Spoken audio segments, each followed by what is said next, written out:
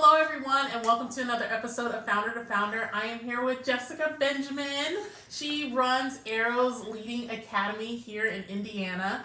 So I'm super excited. Thank you so much for being on the podcast. And I know parents will want to learn more about you. So let's go ahead and start with your background, and then we'll get into your micro school. So my background started in early childhood education. My littles were littles. When I say my littles, I mean like my own children. Yeah. They were little, and I needed to know everything about their development and all that jazz. So I went to school, got a degree in early childhood education, realized I really, really love education.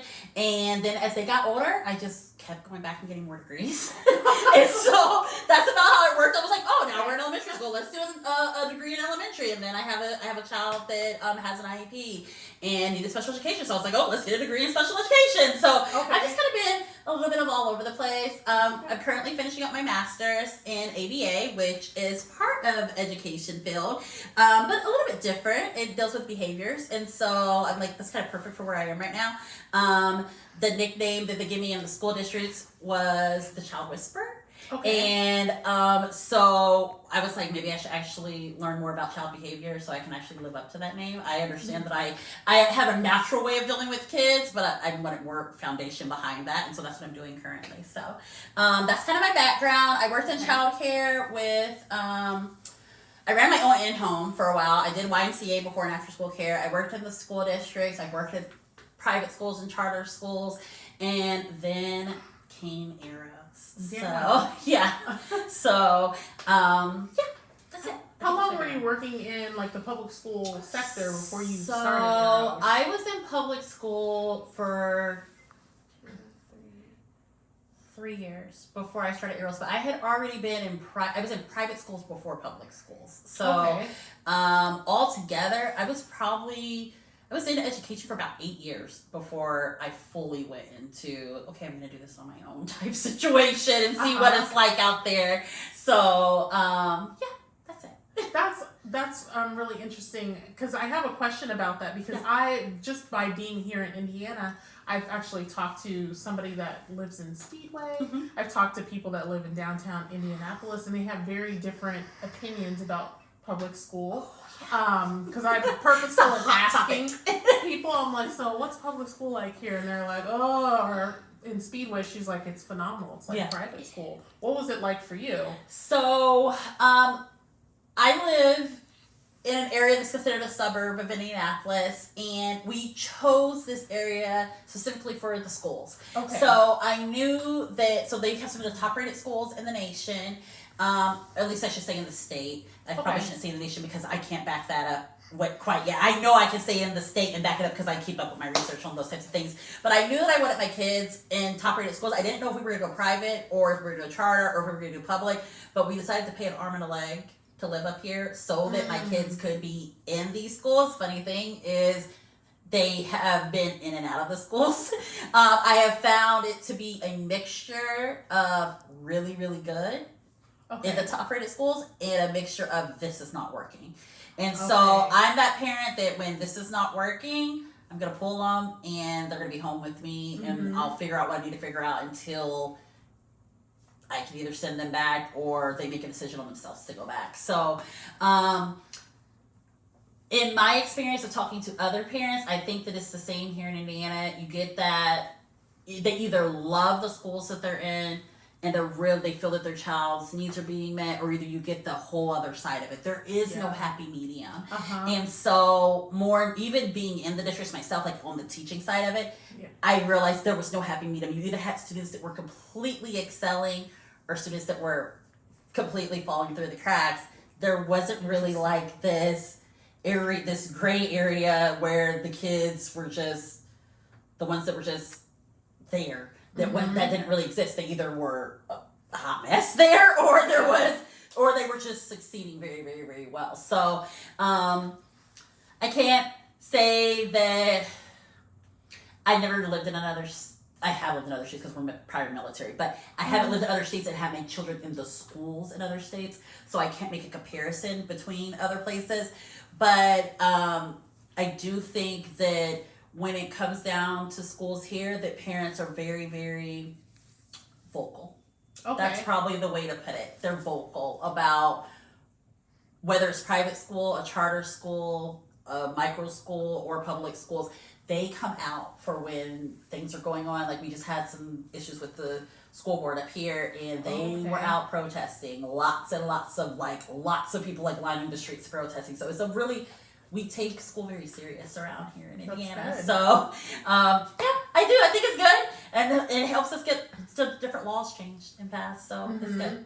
Yeah. And I think like one of the things that you mentioned of like we've had some good experiences and some bad experiences, at least in my opinion, that highlights that sometimes it's great for some kids and not so great for other kids. Right. And so what I tell parents all the time is what works, even for one of your children, may not work for another. So currently I have one child that's at home with me, and I have two that are in the schools.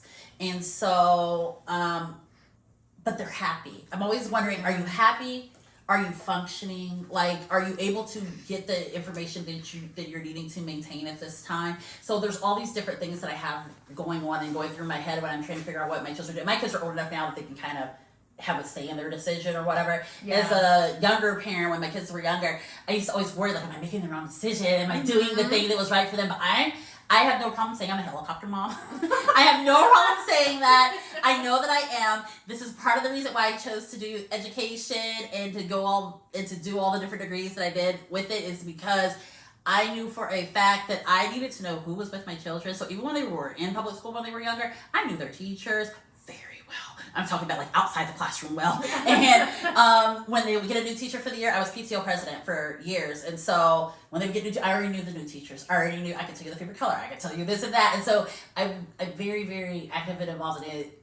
And I'm okay with that. I'm okay being a helicopter parent. I have learned that they're older, they can make some decisions of their own, and that's okay. So I guess that's where it is. But I do tell parents, like that probably, let me roll back around to what I was saying, is that it can be different. Sometimes, like even arrows, we work really well for some families, and for other families, we're not a great fit.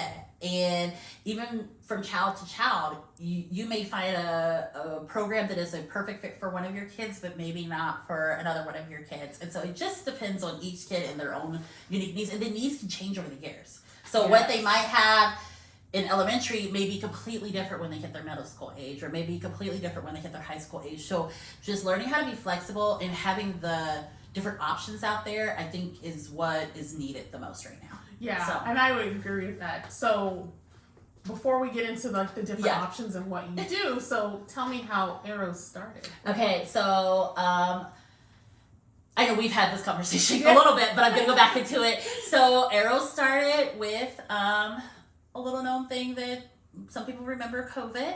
And I think a lot of micro schools kind of started around this time, or at least some type of learning in a different ways started around this time, right?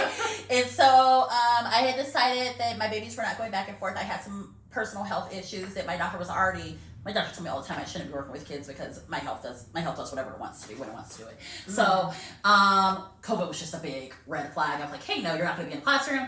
And I had already decided that it was not going to work for my kids to go back and forth like they were saying. And so I was like, you know what, I'm going to keep my kids home. And then all these little birds kept flying around telling other people that my kids were home. And so the birds kept coming back and knocking on my door, like people knocking on our front door, like, hey, will you keep my kid too? Will you keep my kid too? Yeah, like, hey, I heard you're having kids over here. So my teacher friends told me they would like for me to have their kids with me, and then other people in the neighborhood brought their kids, and so that was kind of like my first group of Arrows, and I really thought it was something temporary. I didn't think it was going to be like, oh, this is where my life is going. Like, I didn't realize that this was going to be what it was. And so I felt like I had already known that in the schools that something was missing, that there was something, education could be different in a different way, but I just didn't know how to make it that. I didn't know how to create what I saw so many children needing. And I'm like, yeah, the schools are doing their best. They really are. They're trying, but they are limited to where they are and like all these different things. So I was trying to figure out, you know, what does it look like? And it took a lot of undoing of my regular, like, this is what school is, to get Arrows to. For you. Yeah, I had to unschool myself. I still find myself needing to unschool myself sometimes. Same. My staff will remind me, like, hey, it's okay. Because I'm like, we didn't get to XYZ. And so, but when the kids are doing their testing, and we don't always do testing, but this year we did because we partnered with Rock by Rock, and their scores are coming back fantastic. I'm like, it's working. What we're doing is working. So overall, that's kind of how Arrows came to be. It's evolved since then, but that's where we birthed. We birthed from there, from me thinking, oh, I'm going to keep my 3 home, to, oh, now I have all these people's kids here at home. And so it, like I said, it wasn't what I was expecting, but I couldn't be happier because I know I'm filling a void. There was something that needed to be done in education that a need wasn't being met, and I'm able to meet that need as much as I can. So, yeah. Yeah, and I'm a firm believer, and I've talked about this in other podcasts, of like, we need more variety of educational options, because it goes back to the kid. Like, there's this one size fits all model does not work. So in that vein, what does your model look like, and who do you serve specifically? So our model is definitely student-led. Okay. The students are able to come in. So we do a Smart Start. A lot of teachers are that sounds like teacher lingo right there. Yeah. They come in and from the moment they walk in the door, after they're greeted, they are choosing what they're working on. So that first full 30 minutes, it is just them getting to connect with their friends, because they haven't seen them either overnight, or they haven't seen them for a few days, or whatever it might be. And and then they are jumping into an activity that they are super interested in. Okay. So we've learned that if we let them have a choice, then it's easier for us to do the things that are kind of not choices. So it works out really well that way. So we start there, and even when we are in groups where they're supposed to be like, okay, we're all going to sit in front of the board and we're going to go over Spanish, or we're going to go over entrepreneurship, or whatever it is, I may still have some littles that are like, you know what, I need a moment with a fidget, or I need a moment to go to the reading room, or whatever it might be. I have found that even in those moments, they are able to still take in the information that's being said. And so I'm okay with those moments. Anyways, let me go back to our model. I'm so sorry. No, so we have open... the kids have open access to all of our materials at any given time. Every now and then, if a center or a certain toy has, or tool has become an issue, as in the children are having a hard time figuring out how to share said toy or how to use it properly, then we may shut it down for a few minutes, and then we have a discussion before we open it back up. Okay. But for the most part, they are able to explore and go into whatever they choose to go into. The dreaded word board, if we hear that word, Mrs. Benjamin always has lots of fun suggestions for them. They normally choose none of my suggestions, I should say that. But it's amazing how quickly their little brains come up with something else to do other than whatever I've suggested for them to do. So, but a lot of times we spend at least at the minimum 20 minutes on an activity, because it gives the children time to really fully divulge into it and to begin some deeper connections and learning within that activity.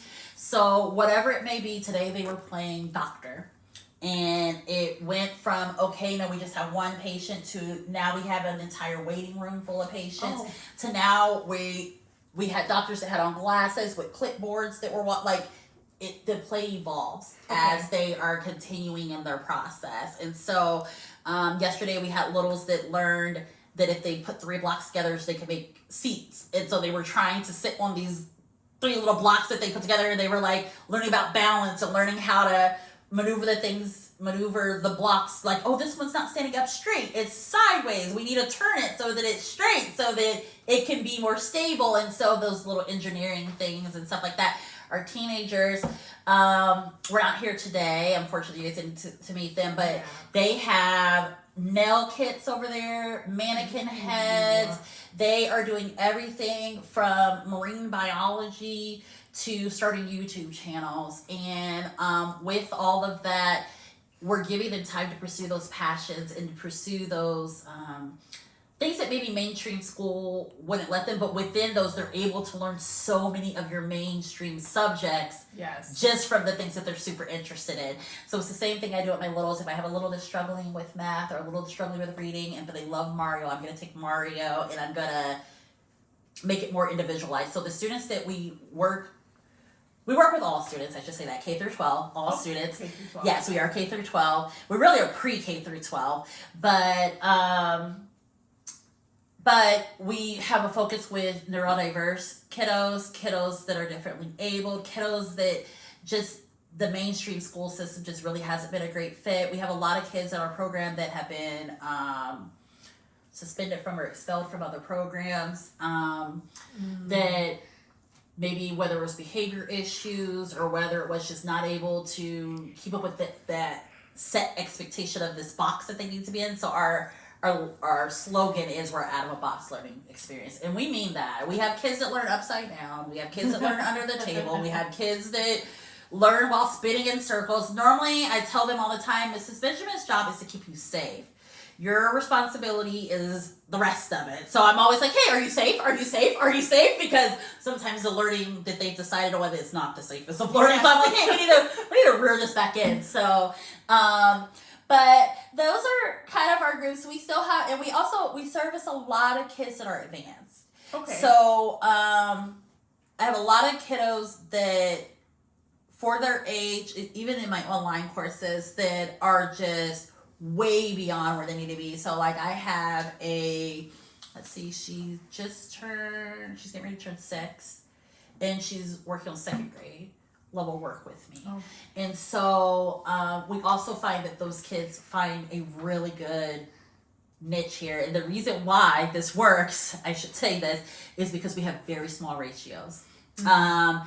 Not just because we have wait lists, we have things like that, but it's because we have the staffing to be able to be about 1 to 6. Okay. And so we're able to stop and take those, we're able to stop and actually focus on one kid's in their individual need at that moment. We're able to, if I'm in a lesson, I have at least another teacher that can help, or maybe one of my teens are around that can help or something. We spend our first 2 weeks in nothing but social emotional learning. So those first 2 weeks, we go really hard on these are the emotions. What types of things make us feel this way? What type of words can we use? So a lot of times when students, teachers get distracted because students are coming to tattle throughout the day. I don't really believe in tattling. If you need to say what's going on, you need to say what's going on. But we enable our kids and give them the power to be able to handle situations on their own. So a lot of times if a student comes to me and they say, hey, Mrs., like I'm doing something, I'm working with another student, and they come to me and say, hey, this is what's going on. I'm going to say, well, have you talked to that student? Yeah. What did you say to them? What is the conversation that you had? And now if they've had a conversation and they're still having some issues, of course I step in. Of course I give the little extra help and a little, this is what we're going to do. But we start learning how to talk with one another, how to be in a relationship with one another, how to find the win-win in situations. Mm-hmm. Well, what is the way that you can get what you need and the way that you can, and so one of the things I've learned in treating or serving the families that I serve and the students that I serve is that when you give them the ability to handle those situations that in other points in time they weren't able to, because sometimes that kid that maybe was kicked out of places, maybe they just need a snack. It could be that they were just hungry and they needed to eat not at the set given time. Our students are able to eat at any time. They have to be sitting. That's one of the rules. But not around computers. I had a student the other day that thought he was going to eat at this computer, and I was like, no, that's not an option, sir. I was like, we have to move over. I was like, you can't eat right here. So, but for the most part, they will come and they'll say, hey, can I get a snack? I'm okay with you eating a snack. They'll eat a snack during a lesson. They'll eat a snack reading a book. They'll eat a snack wherever, and that's fine. If they say, hey, I just need to stand up, that's fine. We have lots of different types of seating in here, lots of wobble chairs and different things like that.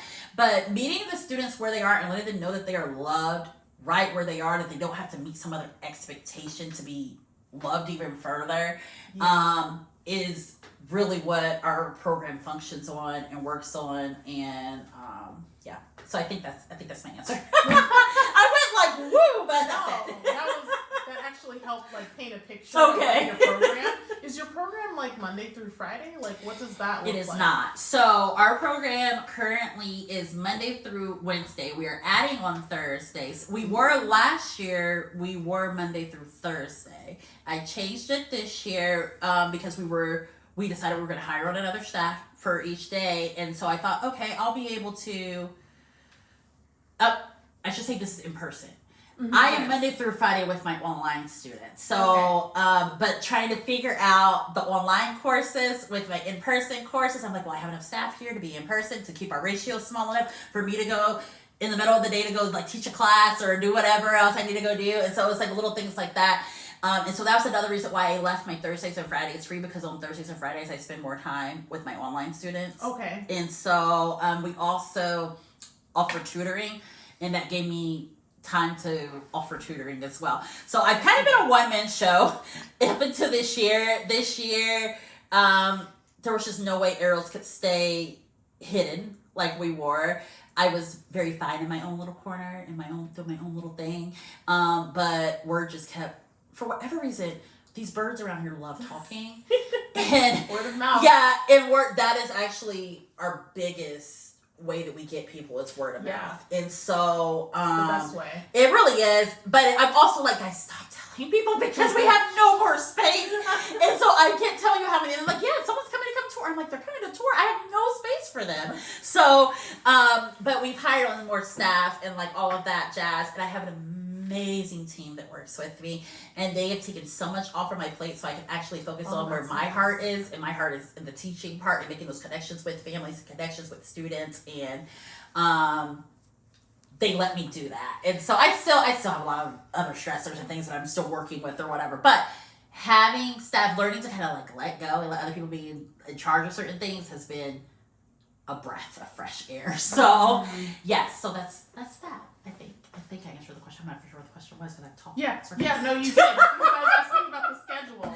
So that Monday through Wednesday. So Monday through Wednesday, it is from 10 to 3. Okay. So what I should say about our program is we are considered enrichment. So even though we go over basics with kids, like on the board currently, we were doing, when I teach numbers, we will do the numeral, the word, and then the Spanish version of it. So on the board, you'll see 1, 1, 1. And so the kids will learn, and they'll start saying it like that. And the same thing with like when we're teaching letters. So we'll go through letters, we'll go through numbers, we'll go through the days of the week, the months of the year, like all of those different things, those basic kind of foundation skills that they need. Yeah. But we build on top of those with their free exploration. So I'm gonna ask them, so when they bring out the bears and they're trying to like measure to see, and I'm asking, well, how many do we put on this side? How many more we need to put on this side for it to be even? So we're going into all the different maths, we're going into everything, but we are technically extracurricular. All of our parents, we're enrichment. All of our parents work on different curriculums at home. This is where I come down to again, where I'm saying every kid needs something different. I could not find one curriculum that I was just like, this is it. This is it. And so I didn't want my families to be like, oh, if we go to this micro school, this is the one we have to use. I didn't want that. Forever, And so,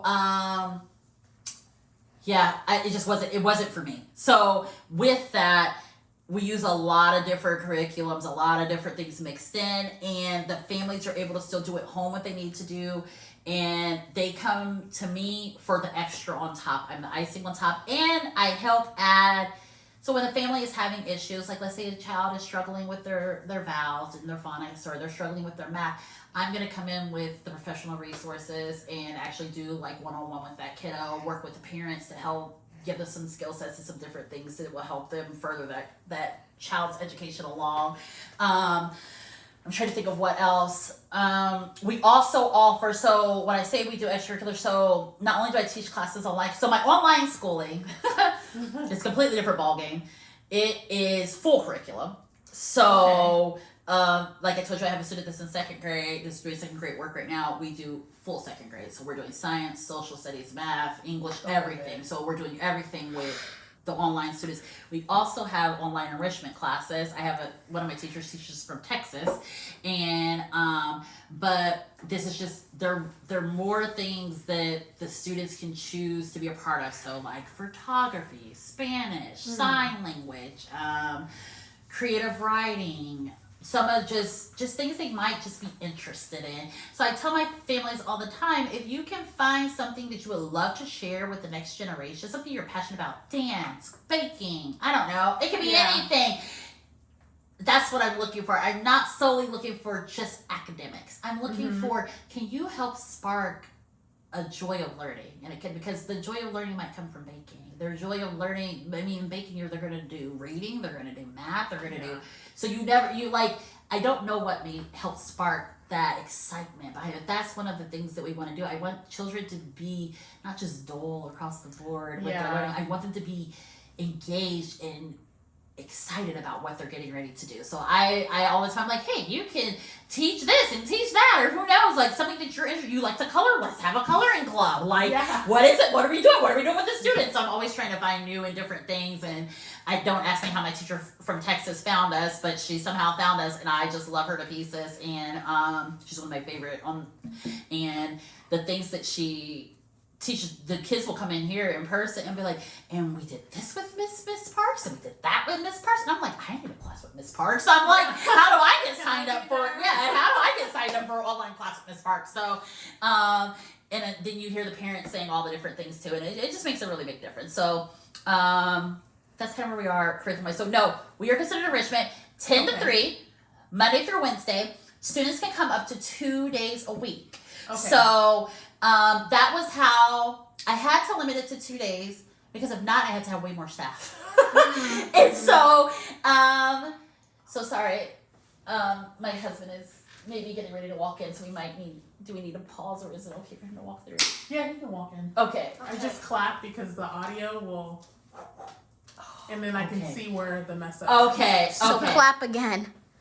Let me, I know that I literally just saw his shadow outside, so I know that he's pulling up. You coming in? We're in the middle of recording, so. Here, should I pause it? So, no, right? okay, here, you guys do that outside. I'm trying to tell him to come in. He's gonna be right back. Okay, I'm gonna say, tell him to come in now so we don't have to worry about this. I was just like, oh no, this is gonna throw us for a loop. Wait, I don't know if he means like I'll be right back, or like I'll be right back. Yeah, he's walking. He's coming in. Okay. So sorry. No, it's okay. Sorry. I know how to edit. So, Randall, this is Felicia. This is Randall. Nice to meet you. This is my daughter, Karina. Hi. And so, do you remember the movie Karina? Oh, yes, that's what she's named after. Is she really? Can you blink and make lights change colors?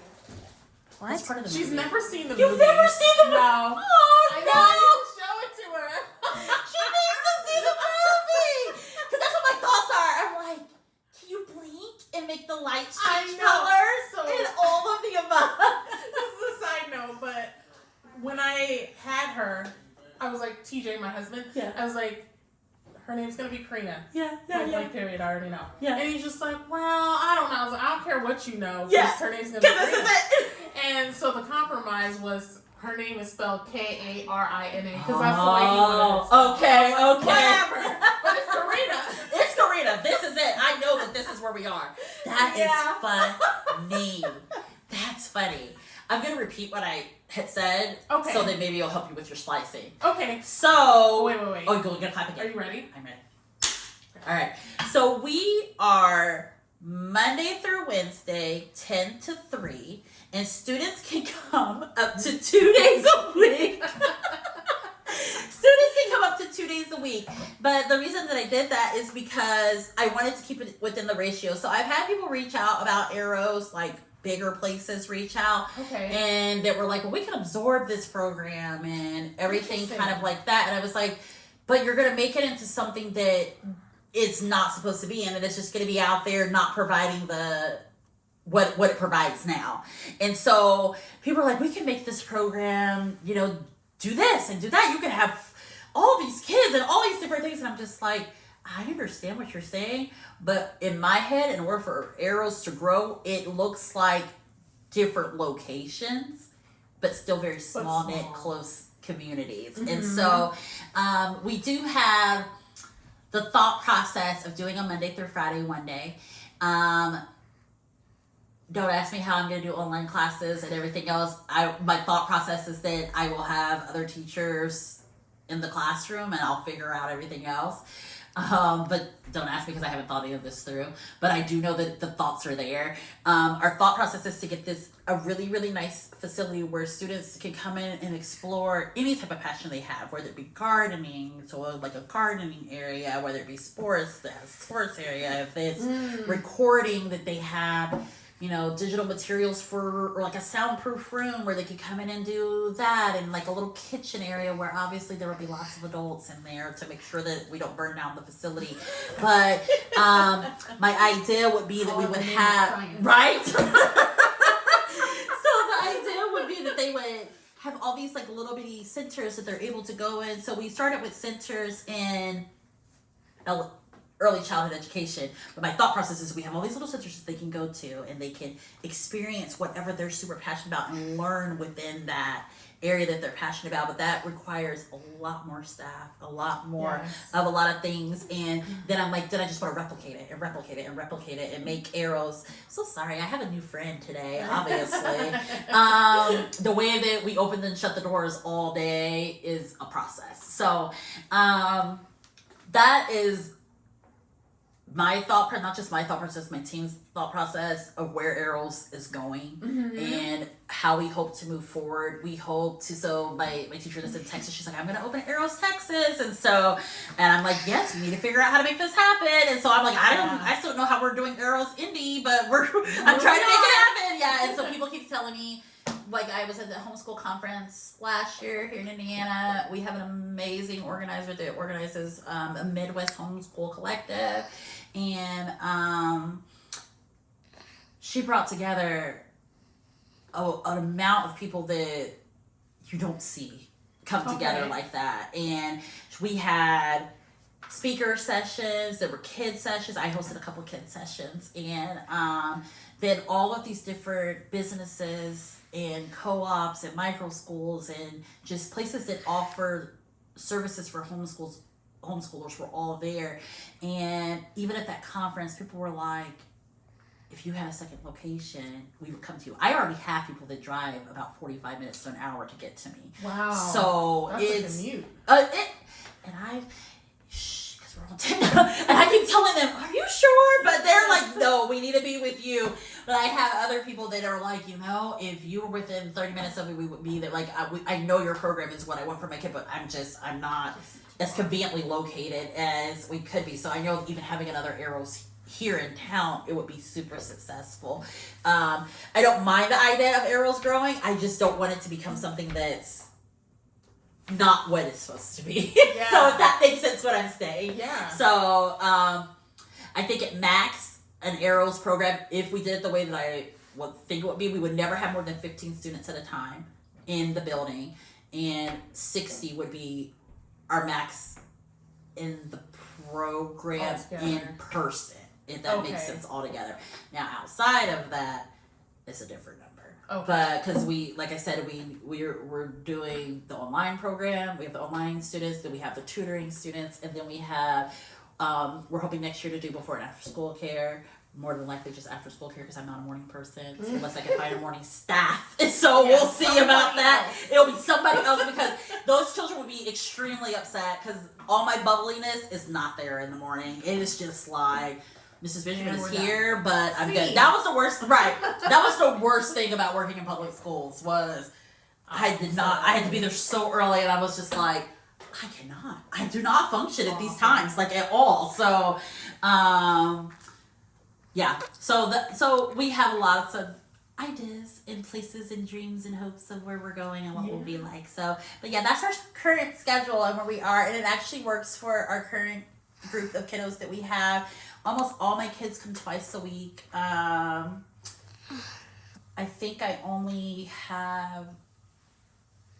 No, the teenagers don't. Teens are new this year. Okay. It was a step outside of my zone. Remember, I never said nothing about getting a secondary education degree. You did not. I did not. Because once my kids got that old, I was like, you know what? I think we're okay. I think I'm still helicopter parenting, but not as much. So, I know there are teachers, but not like that. So, what it came down to was that I had students, because I was stopping at third grade, And I had students that were like, so I won't get to see you again, Mrs. Benjamin? I have to leave the program, Mrs. Benjamin? I mean, day after day after day coming to me. And I was like, I have to do something. And is there a program similar to yours where they would even go? I don't know. Okay. I have not seen. So I have actually, that's something that is on our list of figuring out is can we create a pipeline somehow? Like, can we pipeline kids in? Like, okay, if you were in this, then you come into our program from there, and then from there you go out of us, and then you go over to here. But I was very particular about what I wanted for the older kids. I knew I wanted them to be super passion projects, the things that they are truly interested in. Because, when you're young, you get asked a lot, well, what do you want to be when you grow up? Yeah. When you become the teenage age, people really start kind of like pushing in on you, like, what are you really interested in? What are you really? And I'm like, a lot of times you still don't know. You don't know. And I'm like, I'm still trying to figure it out all the time. Right. And so that's what I want, right? Full disclosure. I told my students this other day, they were like, you're a teacher. Like, what do you mean? Like, their minds were blown. Then I couldn't write I don't know what it was. I was trying to write like the most basic word, like the. I don't know what it was. I was trying to write something super basic on the board, and I couldn't get it written. I was thinking in Spanish, and I was thinking in English, and I was like, this is not working. I can't write. It was early in the morning.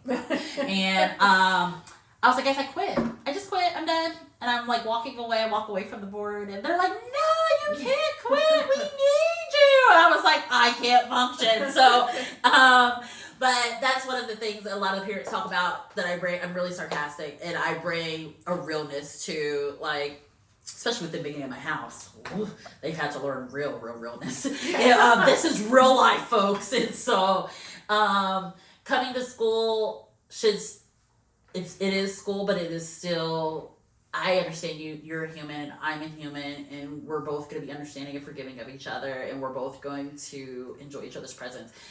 Back to what I was saying about the teens, I knew that I needed my teen program to be something where they could pursue passions and pursue the things that they're seriously interested in. And I knew that I wanted a teen program that I didn't want to just say we provide out-of-the-box experiences without them getting to think outside the box. How do you get into teachers to think outside the box? So one of the things that we decided to do was, let's hope I say this right, Jessica, let's get it right. Socratic conversation. That's correct. I think I said it right. You said it right. And so we always do a question of the day. And the question of the day normally is something that really gets them to think deeper about themselves, about the world, about ways of being, or anything like that.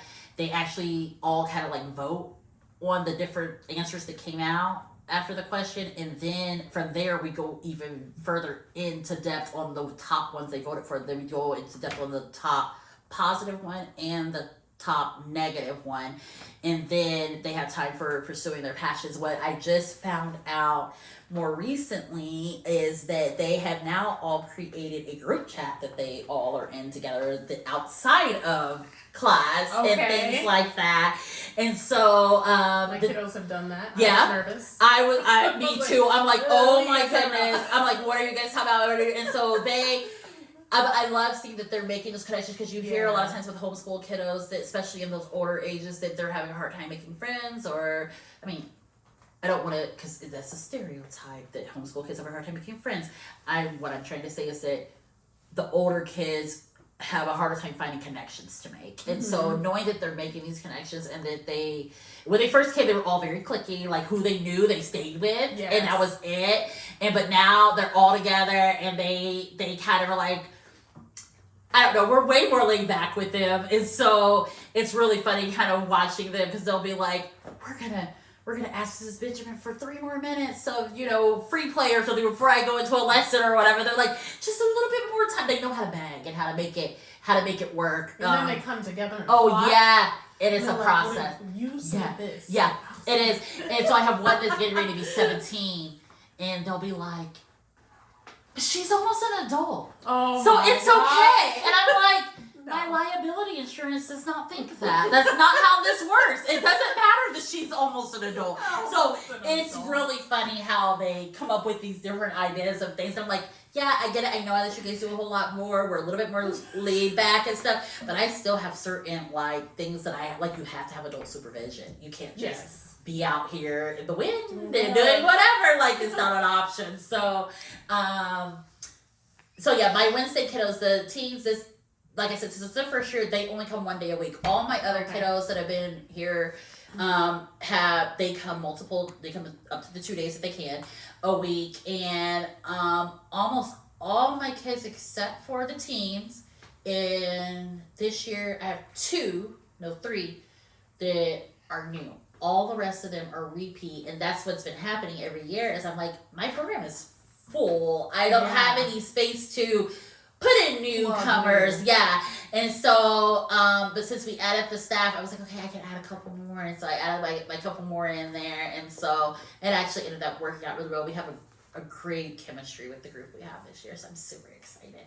So with the, so one thing that you didn't mention is that move to the new building. So are you going to increase your capacity with the new building come January? Like I said, my thought process is 15 is max. Okay. But we will increase at the new building. We've already started our hiring process. We actually are probably going to hire from within. We have some parents that are interested that'll be nice. in coming on stuff. So these are people we already know. We're already in conversation with. We're seeing on a regular basis that are interested in coming on staff. I have a few teachers that are looking to get out of mainstream teaching that have reached out. I'm like, I wasn't prepared for other teachers to come along on this journey. So we're looking into that also as an option. So we will expand, but the way we're expanding is not by adding more kids to the days. We're adding that Thursday. Got it. So that's what's going to happen when we get to the new building. Super excited for the new building. It will be a 1-room schoolhouse, not like it's much bigger than this. I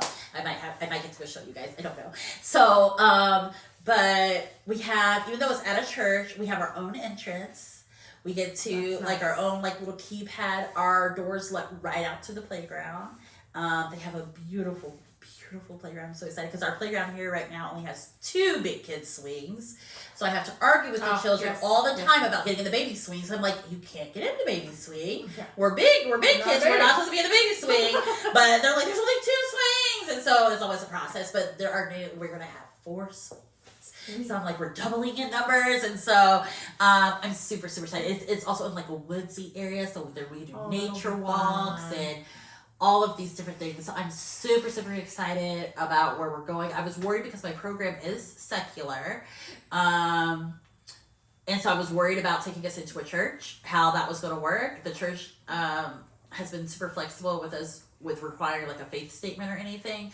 But also the parents have been so loving of like, hey, it's okay that you're going into a church. We're still going to come with you. Like, I have not had any parents that have made it seem like they're not coming along. Like, they're all like, we're coming. We're not giving up our spots. Don't worry about it. We're going to be there. Don't tell anyone else about it. We're coming. So, sorry. We're like all fighting the same fly. So sorry. I apologize. I promise I do clean my house from time to time. So I definitely wanted to also ask you about like how school choice in this state actually affects you, because it sounds very friendly here. Me coming from Nevada, it's not so friendly. Like, we have loose homeschooling laws, but we don't have ESA accounts. So what does it look like here, and how does it affect you? So I have to answer this in two different parts. Okay. The reason I say that is because even though Arrows has been around since COVID, this is really our year of like blooming. So this has been the year that I've really kind of looked out into like the ESA funds and looked into all of the other things. I've always known the homeschooling laws because, like I said, I homeschool my own. And so I've known those things, and ours are very lax. You pretty much have to keep attendance, and you're supposed to keep some type of record of like what they're doing. Okay. But that's more so for audit type situation, or like if you choose to go back into the schools, they're going to ask you for something like that. But for the most part, other than that, there is nothing here in Indiana. Let me say that here in Indiana that you have to provide further. If your kid, you should. I always suggest to parents, if their kid is just beginning at the age of matriculation at 7, which is here, that they should send a letter to the district just letting them know, just in case, but technically you don't have to. Okay. Now, if your kid was in the schools and you're choosing to pull them, then you do need to provide a letter saying that you're going to choose to homeschool. But other than that, there's really nothing else there. So there's that. Our laws for homeschooling are really lax.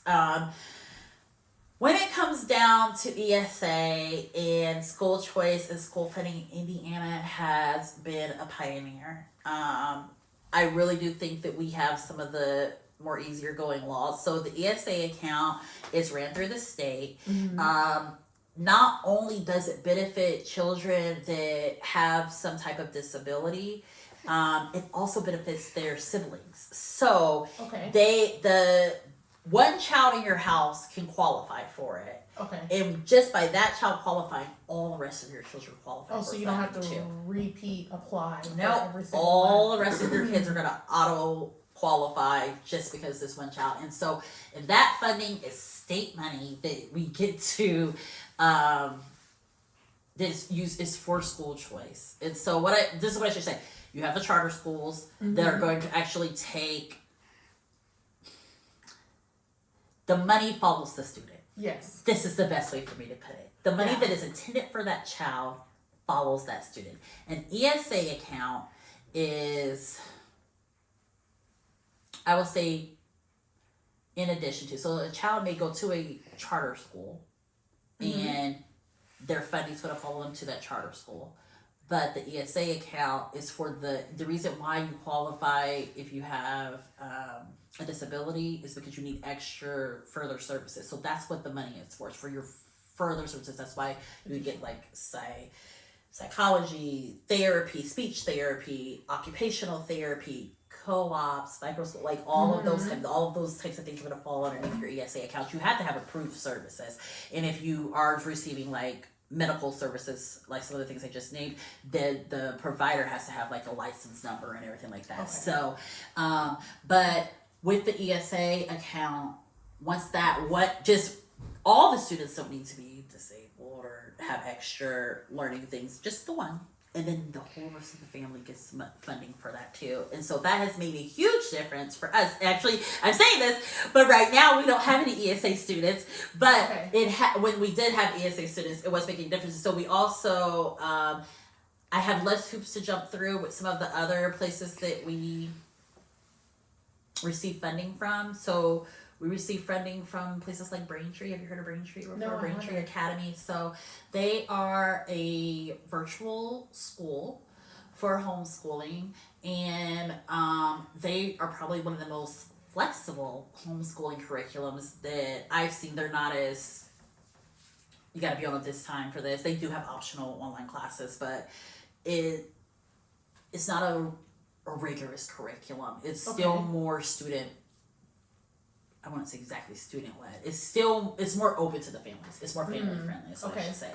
And so, but they also offer a fund for all of their students. Per student gets a fund to spend on extracurricular activities. So we get funding from that because we have some students that are involved in that. Okay. And so that money comes back in here. And then we also get state funding for like, what we do before and after school, we'll get state funding, and we'll get state funding when we do our preschool program. So preschool qualifies for state funding as well. So Indiana allows a lot.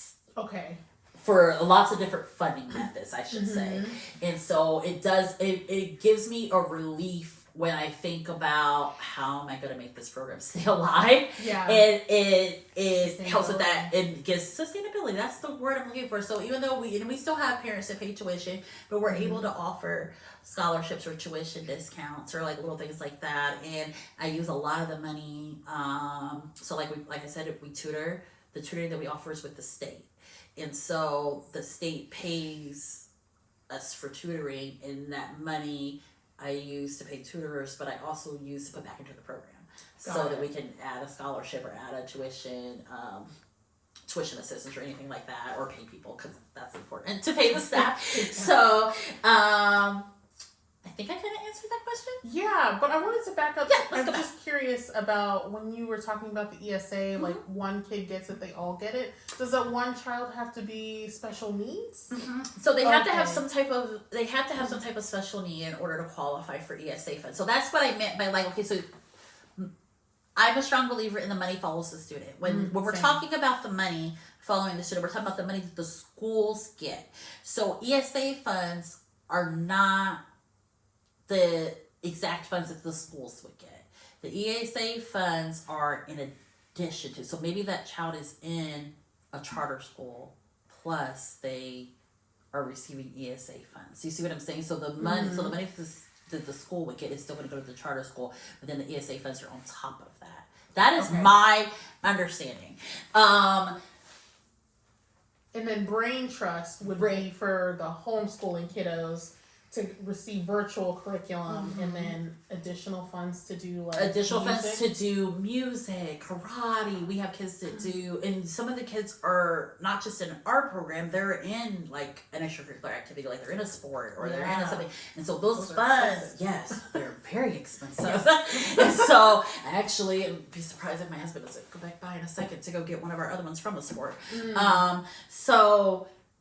But they're able to use those funds for those extra learning opportunities, those extracurricular opportunities and enrichment opportunities, and we qualify under that too. So we're kind of in a weird space, because I'm like, we are this, but we also qualify over here, and we also qualify over here, and so I'm just like, bring the funding, and we need the funding, so that we can keep this going and keep things doing. So I appreciate that I guess I just kind of looked out that I happened to be in Indiana where I decided that this is what I was going to do. So if I wasn't, I probably would have just kept with tuition and then figured out a way to do state funding, like I said, with before and after school or either preschool, because almost everywhere they offer some type of fund for before and after school or childcare. Most states offer some type of childcare fund. You can use childcare fund to help cover. I shouldn't say that because you can, but you also shouldn't. But yeah. Anyways, that's what we do. Hallelujah. That's where I'm gonna go with that. My bad. No, that's great. Because, like, for me, like, I have kiddos that one's in synchronized swimming, another one's in gymnastics, and I think the other one's probably going to do BMX. Yeah. And it all starts to stack up. And as a homeschooling parent, like, I want them to have this robust education, which is outside of the classroom, those extracurricular activities. So that's why I'm always so fascinated with, like, what's available to parents. And I think that's something that, so Erica, you met her earlier. Yes. She is my sister because she is absolutely amazing. One of the things she did over the summer was she created a parent resource book. It goes through all different curriculums that are available, all these, and it talks about pros and cons to each, like little bullet points of and so she's also in the process of trying to get together curriculum samples from the different ones so that people can actually physically see them and touch them. And we have another lady here in Indiana that she's actually here in Indy, the one that did the homeschool expo. She says she has tons of curriculum that parents could just come and look at. Come and see, come and touch. And that's the whole thing, is sometimes parents don't even know what's out there. And so that's one of the things I want our program to be able to offer, is to say, hey, well, have you heard about this program? Have you heard about that? What about X, Y, Z? I never want finances to be a reason why someone can't participate. Yeah. And so that was a really big thing for us. And the other thing was, I don't want to just have someone be like, well, you know what, this program is not a great fit, and then I just leave them feeling like there's still nothing else, like they're still looking for their tribe. Right. And so I wanted to make connections with other micro schools, make connections with other people that are out here doing kind of the same thing. So I could be like, well, hey, what about this one? Like, I'm up north, but hey, there's this place out south. You just told me about one out south. So I'll be looking into it soon. But more information. Thank you. I'm just like, I believe in community. I believe that it takes more than just mom and dad to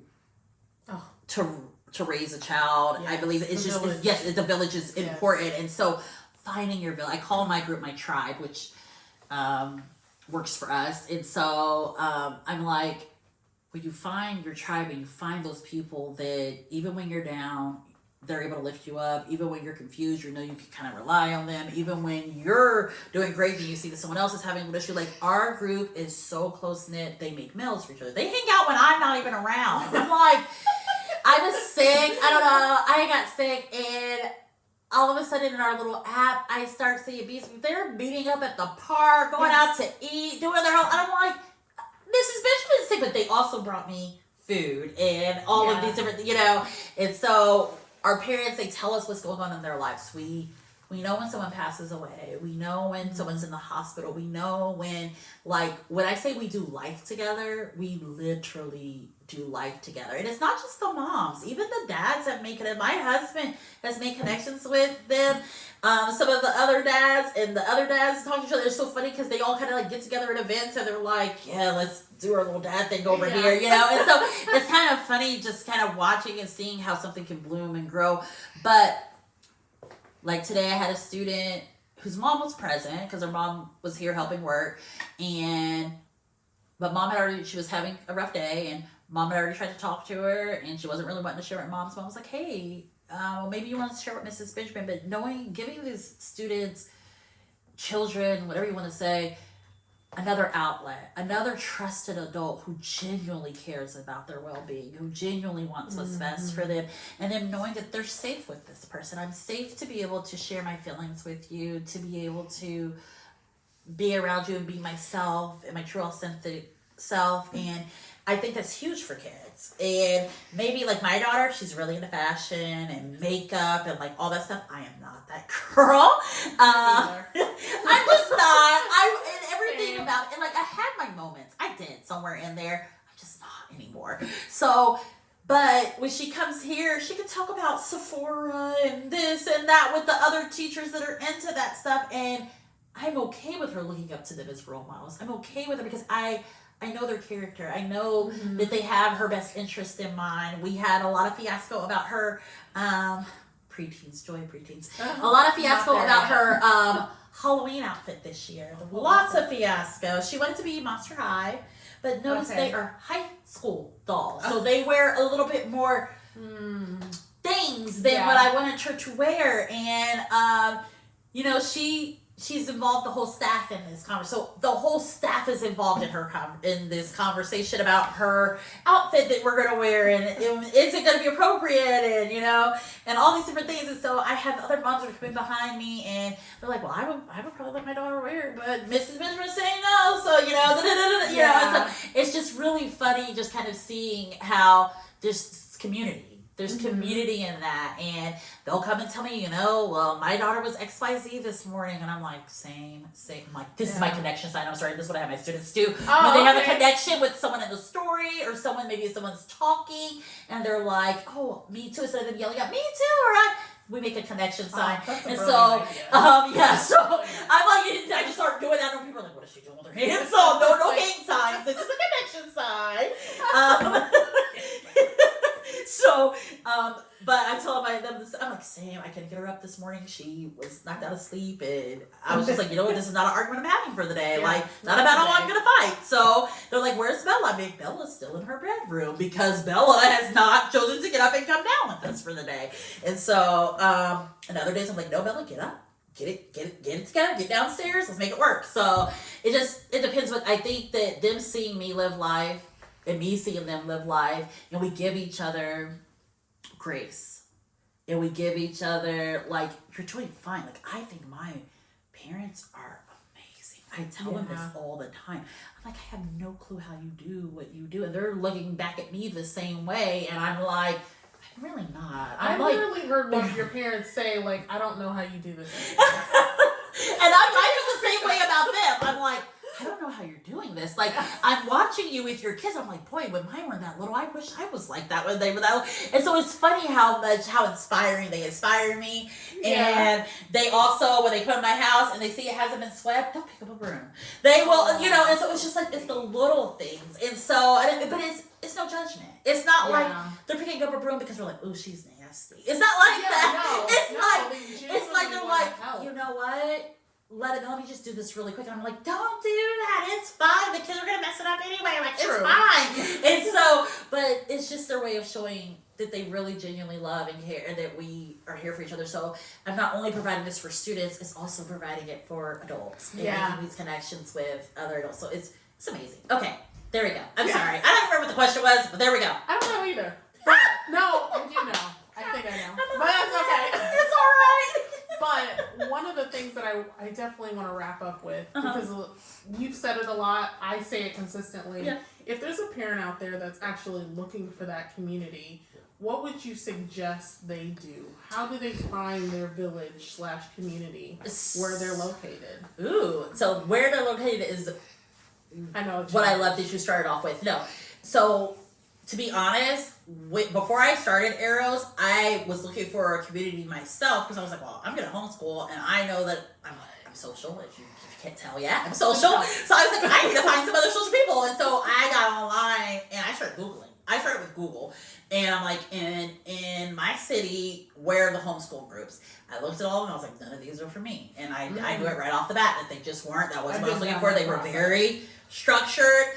And even though I was still unschooling myself, I knew that was not what I was looking for. I wanted something more laid back. And so I knew that was going to be the case. And I knew that I didn't want just basic academics. I wanted something beyond regular academics, like acrylic nails and stuff. I don't know why I said that one, but anyways, I started with Google, but from Google, I found myself on Facebook in moms groups. In the moms groups, that's where we found and where my people find me, they find them at their practices. When they take their kids to soccer, when they take their kids to dance, I have so many kids that are like, well, oh, I'm bringing a girl from Girl Scouts, I'm bringing a friend that I met at karate, I'm bringing a friend, and that's how our group has grown, and that's how people have found us. I have people that, so what they do when they reach out to us, they can come and tour. When I say tour, it means come spend a day with us. Come see what we're like. Whole day? Yeah. Okay. Come spend the day with us.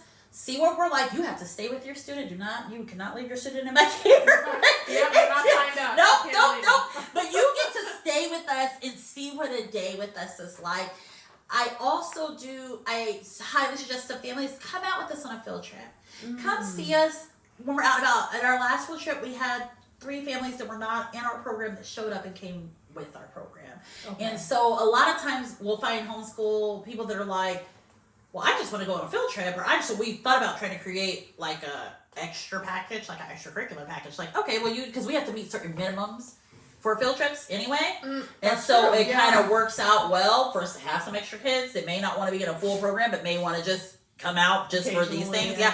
We normally do field trips at least once a month. So, but we had them come out to that, and now they are planning on joining us actually joining the program for next semester. But they're like, we never knew a program like this existed, that something was around. And so I'm like, well, how did you find out about us? And they always say Google or Facebook. And they're like, well, I was asking, and your name came up over here. And I find it funny when my name comes up on Facebook. Not just my own personal name, but also the name of Arrows Learning Academy. When Arrows comes up, I'm always like, oh, I know. Did you see what they said? Yeah, and I'm like, I can't believe somebody. And I'll tell my husband, I'm like, I really don't feel like I'm doing that much, but I like because you see all your own weaknesses. So you see all the areas where you're not functioning at the level where you want to be functioning. I told this year, since we grew so much and everything happened so quickly, I feel like we went from me functioning at 90. I can never function at 100%, but me functioning at 90% to this year I've been functioning around 70%, 80%. And so even to still see that with me functioning, me personally functioning, the program's functioning well because I have amazing staff. But to see people still mentioning us and talking about us and the things that they have to say about us, my mind is just blown. Because I'm like, I'm not even giving you guys everything that I could be giving you. I want to be, but my brain is sometimes. So I can try to bring it back in and reel it in and make it make sense. But it does. It warms your heart because you're doing what I went into education not just because my kids were little. I needed to know what they were doing. That's why I got the education behind education. The reason why I stuck with education is because I was like, I can really make a difference here. I want to inspire the next generation. Let them know that there is someone out there that genuinely cares about you. Not just cares about you while you're in their classroom, but even once you're gone from the classroom. We have a whole board over here of students' events because we show up for those events. We go to their dance recitals. We show up at their baseball games or basketball games or you are so much more than just your academics. And that's part of the culture of our, I was at a birthday party with Brett Bowles was with me. We're at a birthday party over the weekend for one of the little girls. So I show up, there's 12, 13 little girls that I'm like, oh, here I am at a 10-year-old birthday party. I didn't know I'd be doing this again. Because all my kids are older, So, but it fills you. And I can see how it fills the students. I can see that when they walk back into my door in the classroom, they're like, I just saw you on Saturday. Like, it's something, it's a really big deal. There's something about that. They are more intrigued when I'm speaking. They're more in tune when we're working on an activity. It's all of the above. When you show that you really care about them as a person, it is a game changer. And so then the parents are like, oh my goodness, Mrs. Benjamin's at our soccer game. And I'm like, you got me up at 8 a.m. to be at a soccer game. So I'm like, oh my goodness gracious. So, but it makes a difference. So I meet grandparents. I meet aunts and uncles. And my staff does, so I'm sure to just say it's just me because they do. If I'm not able to show up, someone else might show up, and the kids always know my goal is to make it to at least one of your events throughout the year. Sometimes I can make it to multiple. It just depends on what my schedule looks like because I do have my own 3 kids that I'm running after. But I do think families that are looking for something need to ask other moms or start off with Google or Facebook and then work your way down until you find it, until you get into community. That is the best way, but you need to find community. I think everyone needs community. Everyone needs support. Even teachers that are coming like me, that are coming out like with educational background and you're choosing to go into this, there's something about getting to be around others, and even for your littles to get to be around others, even if it's not like a weekly meetup, maybe you don't need that. Maybe you need a monthly meetup or whatever works best for your family. Like I tell my family all the time, some people homeschool because they want to travel. I wish I had the money to travel like that, and I'm like, but if you miss, because people were afraid to make a commitment to our program because, we don't know if we'll get to be there every week.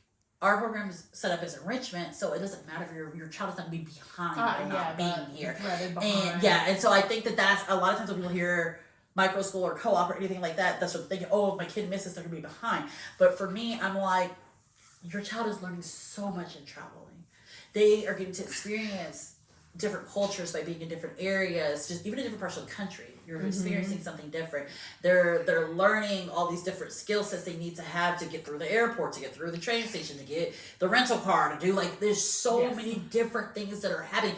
Patience in the car, to potty, patience to get to the next rest stop or to stand up or all of the above. There's so much that's happening. And I'm like, don't feel bad or apologize about giving your child that experience. And so I wanted to create a program that allowed for those experiences. And then when those kids come back, they end up in front of the classroom because I'm like, come tell us where you've been. What's been going on? And now we're using our speaking skills. Now we're working on appropriate voice level, making eye contact, talking with their chins up.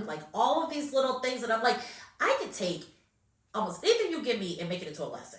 And so, but I have to have a community to be able to do that, because if not, I'm going to have any kids to come up to give me a presentation or to talk about whatever it might be. You know what I mean? And so finding that, I do think that that's important. And so that would be my suggestion for how to do it. I've never had to do it because I created it. Because when I didn't see it, I created it. Yeah. And that would be my next suggestion to a parent. If you don't see what you want, create it. Your people will come. Who is right for you will find you. It may take some time, but they'll find you. And once they're with you, they're... Yeah, you can say that. Okay, I was like, it's not an appropriate thing to say. They're right or not. So they're almost more gun. Look, I'm like, people will get it. Yeah, I'm like, is this appropriate? Is this all right? So, but yeah, someone's cooking, so they smells good. My families they're like, no matter where you go, we're going. It doesn't matter. We're going to do it. So, I'm sorry. No, you're got to pick up a child. Time to get a baby. Yeah, got to pick up a baby. This is my oldest one. He's my 17-year-old. So, technically, he should be bringing himself. But, yeah, that's where we are. So, but I think that if you can't find what you're looking for, create what you're looking for. Because I can guarantee there's someone else looking for what you're creating. So, yeah, and then stay true to what you create. Don't let someone come along and be like, oh, I can get you full enrollment and get you all of this and that, but your program will be something completely different than what you intended for it to be. So yeah, that's that. Okay. Well, thank you so much for being on the podcast, Jessica. I know a lot of parents are going to be like, oh, maybe that's the first time that they heard that, oh, I could do this myself, create my own community. So if you have any questions for Jessica, please reach out. Where can people find you? You can find us on our website, which is arrowslearningacademy.com. You can find us on Facebook. It's also on our website at the bottom. Our Facebook page is attached to, which is at Arrows Learning. And you can always reach out by email to admin@arrowslearning.com. Awesome. Thank you so much. This is so much fun. Sometimes I feel like I could go all day. Me too. I was like, it's getting I dark. gotta stop. The sun is going down. And I knew you had like dinner plans, and I'm like, oh my gosh, it's getting dark. Yeah. Thank you so much for tuning in, and we'll see you on the next one.